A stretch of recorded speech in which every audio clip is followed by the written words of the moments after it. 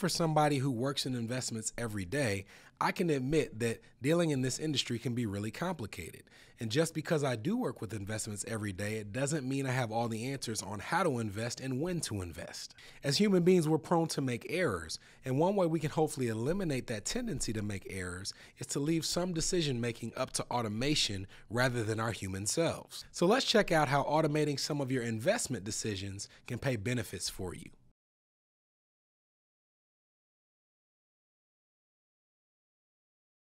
In order to automate your investments, you have to have investments in the first place. So the best place to start when it comes to this process is automating the process of contributing money to the stock market. Now, there are reasons why automating your savings and your finances can be a good idea even when you take the stock market out of the consideration. And one of those reasons is the theory called present bias. Present bias says that when faced with two decisions, a person who can make a decision that rewards their future self versus one that rewards their present self, they're going to be more likely to reward that present self. So with savings, when forced with the decision of saving for the future and not being able to get the benefit of money now versus blowing that money in the present tense, we're going to be more likely to blow the money and reward our present self. This lets you know that automating your savings is helpful regardless of the market. But when you add the stock market into the consideration, the case for automating contributions becomes even stronger. Let's say we have two investors who have decided that over the next 4 months, they're going to contribute $400 to the stock market.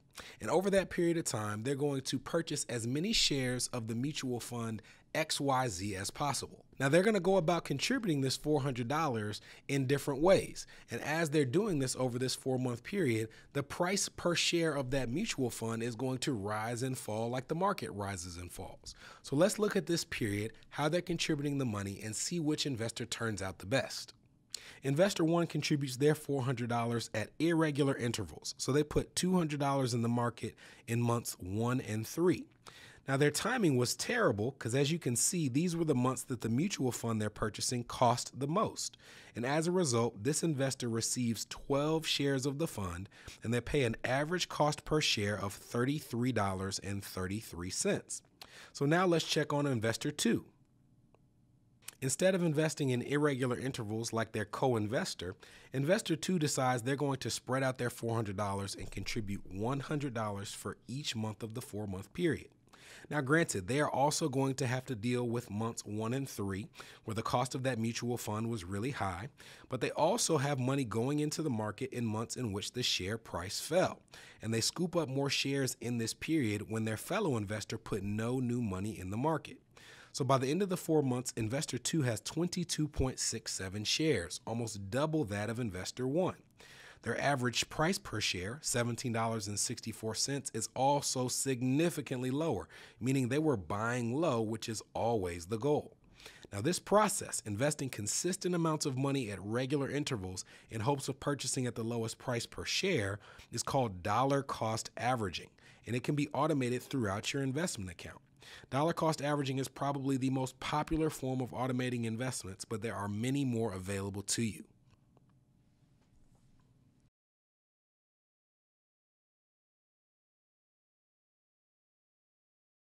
In the past decade or so, 401k plans have become much more complex than their earlier counterparts. There are more 401k record keepers, there are more investment options based on the year in which you want to retire. There's even calculators you can use for your retirement to see if you're on track. With this evolution, 401k plan providers have added even more tools to make sure that their employees use this plan in the first place. And one of those tools is the auto-enrollment feature in a 401k plan. Rather than waiting for an employee to sign up for a 401k, auto-enrollment plans automatically enroll participants at a set percentage of their salary, typically 3%. Now, when it comes to these auto-enrollment features, they have led to a statistical increase in the number and percentage of employees on average who participate in these plans. But there is a downside to these plans, and that is the percentage at which they have you invest, typically 3%, is often too low of a contribution rate for a person to get where they need to go financially in retirement. Oddly enough, even though in 401k plans that have auto-enrollment features, more employees participate on average, when you compare them to plans where people have to actually opt in, the savings rates of employees on those plans are higher than auto-enrolled plans. If you don't have to sign up, then you and your coworkers are more likely to participate. But if you have to sign up and choose to do so, on average, you're going to save more. But there is a 401 feature that allows you to confront this problem, and it is the auto increase feature of a 401k. Auto increase plans can be paired with auto enrollment, and they work just how they sound. With auto increases, they take the percentage of your pay at which you start, typically 3%, and at regular intervals, typically yearly, they increase your percentage contribution by 1% each year. Now, they'll increase it up to a certain cap. As an example, you might have an auto enrollment plan that enrolls you at 3% of your pay, and then the auto increase feature will increase your contributions rate by 1% per year up to a cap of, say, 10%.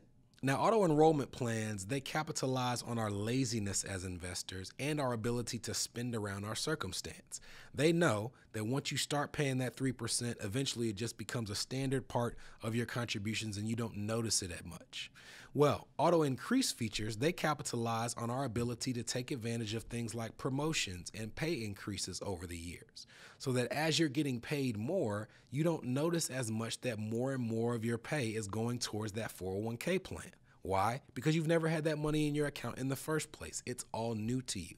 So when you can combine these features, the auto enrollment and the auto increase, you can put yourself in a great position to not only make sure you participate, but to make sure that over the years, your savings rate reaches a point where you can have a fulfilling retirement.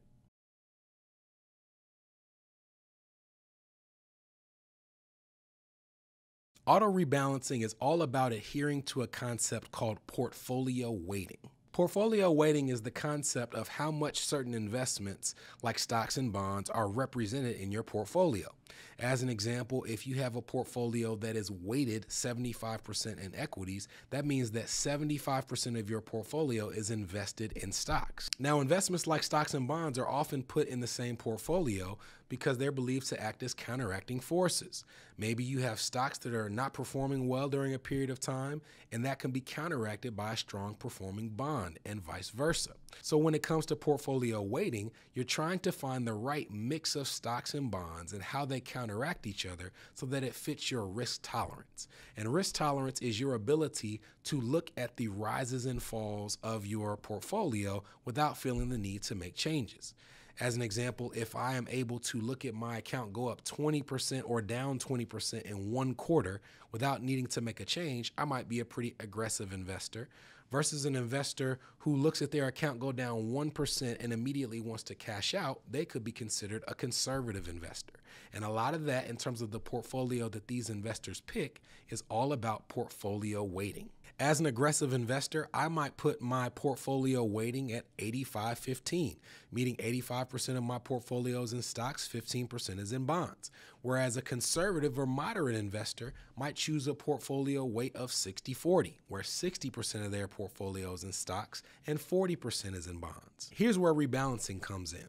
Let's say that I really believe in the long-term benefits of my preferred allocation. I think that 85-15 is just the way to go for my account. Well, in certain periods, different portions of that portfolio are going to outperform the others. There's going to be periods where bonds outperform my 85% stocks, and there's going to be periods where my stocks outperform my bonds. And in that process, the weighting can become out of whack. If this were to happen, I could look up and see that instead of 85-15, my portfolio could now shift to 80-20. And I need to find a way to fix that, and I do it by rebalancing. Let's take a look at an example. At the beginning of a quarter, an investor opens a portfolio with a preferred weighting of 60% stocks and 40% bonds. And in that quarter, the stocks in their portfolio, they just go gangbusters. And their performance skyrockets to the point where they actually represent 70% of his portfolio by the end of the 3 months. And this is 10% higher than his preferred weighting. Now, this was a great run in the short term, but this investor believes that the 60-40 weighting fits their risk tolerance and their long-term investments. So they need to rebalance this portfolio. And they do so by selling off enough of the stocks and using the proceeds to purchase more bonds, so that at the start of the next quarter, their portfolio sits again at that desired 60-40 weighting. Now, one huge benefit to the concept of rebalancing is that it really adheres to the first principle of investing, which is buy low and sell high. If you have a portfolio where a certain percentage has outperformed and then you're selling off that percentage of your portfolio, you're selling it off at what you hope is a high watermark. And if you're using it to buy more of an asset that has underperformed, you're buying it at what you hope is as close to its low watermark as possible. You've sold high and you've bought low. A lot of investment platforms these days offer auto rebalancing, where you can pick a regular interval like every quarter or semi-annually or annually, and they will take a look at your portfolio and they will make the trades necessary to rebalance it on your behalf. Nothing needs to be done on your end in terms of manual work. Quarterly is probably the most popular interval when it comes to auto rebalancing, but whatever your preference is, by setting this up in your account, you aim to take some of the human error and the tracking error out of the long-term management of your portfolio.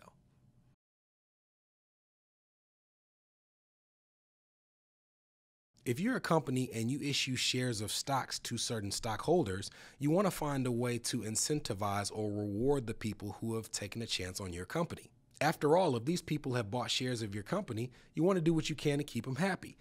They have a lot of power. They can vote on major decisions in the corporation. They own a part of your corporation, and they can even band together to sue you. These shareholders are also eligible to receive dividends. And dividends is when that corporation has excess profit and they decide to distribute it amongst their shareholders. So they distribute it evenly amongst them, and they can do this at regular intervals. You have some companies that never give dividends, but you have some who do it every single quarter. Now, let's say you invest $100 into company XYZ and they issue a $2 dividend. You have $2 at your disposal and you have a decision to make. You can choose to receive the money in cash. They can deposit it in your bank account. They can send you a check. And some people invest in stocks purely for the dividends. In fact, they might live off of these stocks in their retirement years. You can have the dividends placed in your account's core position, where instead of receiving them in cash, you choose to leave them in your investment account so you can decide what you're going to do with them at a later date. Or you can reinvest those dividends right back into the same investment. Reinvesting dividends makes sure you're plugging more and more contributions and profits back into your portfolio. And in the long run, it's seen as a really wise decision, especially if you have no need for the current income from that dividend. A person can decide to manually reinvest these dividends, and that could work if you have 1 or 2 stocks in which you're invested. But what if you're invested in 15 or 20 and 25 or 30 stocks, and all of these different organizations are issuing dividends at irregular intervals? If you're trying to set the expectation that you're going to go back into your account and know when is the right time to go check and plug that back into your portfolio, you could be setting yourself up for failure. So by choosing to automatically reinvest those dividends, you could take the decision making out of your process, you can take the timing error out of your process, and hopefully position yourself for long-term positive benefits. Here's a word of caution though when it comes to dividends. When you have a dividend issued based on a stock you own, it is seen as income to you, whether you choose to receive it in cash or not.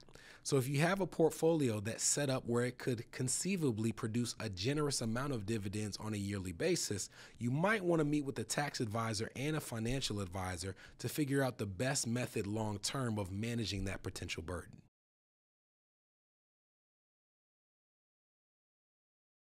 Let's say there's a couple mutual funds that you have your eye on. We're going to go with good mutual fund and bad mutual fund. I know that's really corny, but I'm not really good at coming up with the names. Now, you already own shares in good mutual fund, and it's been rising consistently at just a breakneck pace over the past few months.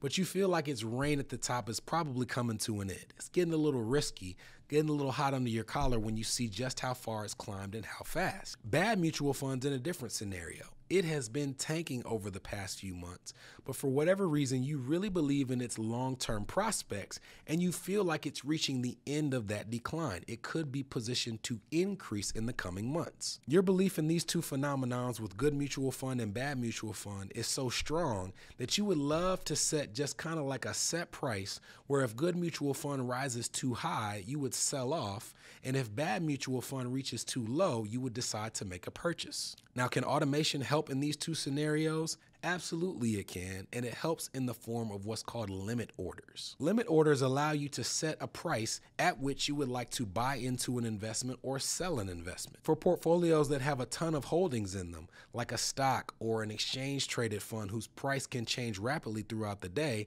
a limit order can be a really beneficial tool to make sure that if you're doing something and not able to look at that portfolio all day, every day, you set certain lines in the sand at which point you've decided you're going to cash out of an investment or buy into one that has potential. In simpler terms, these limit orders make sure that your wishes are met when it comes to the price at which point you want to buy or sell an investment.